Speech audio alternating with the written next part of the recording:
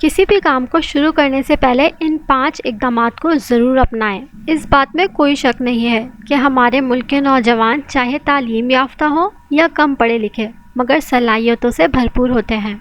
ان کو صرف صحیح رہنمائی اور کسی حد تک مواقع کی ضرورت ہوتی ہے۔ ان میں سے اکثریت ان نوجوانوں کی ہے جو زندگی میں کچھ کرنے کے بارے میں کشمکش کا شکار ہیں۔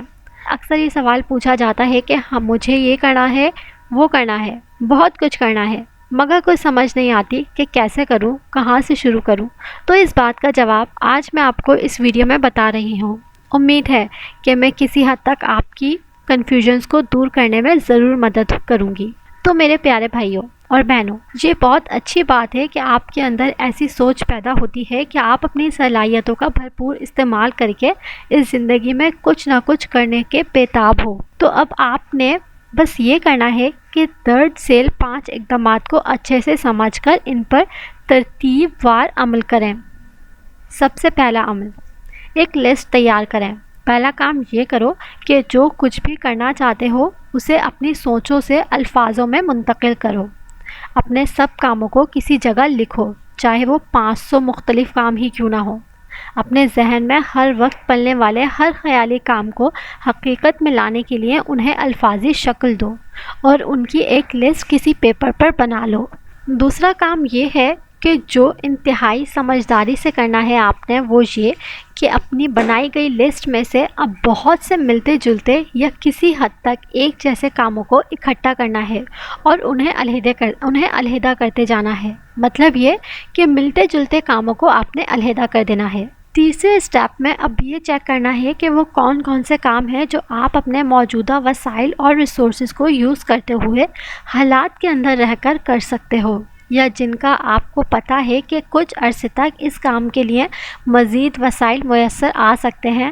یہ والا کام آپ نے نہایت ایمانداری اور سمجھداری کے ساتھ کرنا ہے۔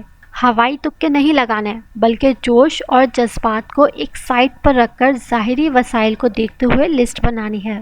چوتھے اسٹیپ میں اب آپ صرف ایک کام ایسا منتخب کرو جو آپ فوری شروع کر سکتے ہو، مطلب آج ہی، آج کل یا ہفتے کے اندر اندر کر سکتے ہو، کوئی مسئلہ نہیں ہے۔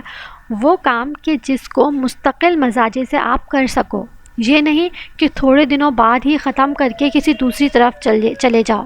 اب آخری اسٹیپ میں اس منتخب کردہ ایک کام پر مکمل فوکس رکھتے ہوئے ایک روٹین اور پلان کو ترتیب دو اور اس پر عمل کرنا اسٹارٹ کر دو۔ شروع میں آپ کو مشکل ہو سکتی ہے مگر اپنی منزل کو دل میں اور نظر میں جمائے رکھے، جو پلان آپ نے بنایا تھا اس پر چلتے جاؤ اور آگے بڑھتے جاؤ۔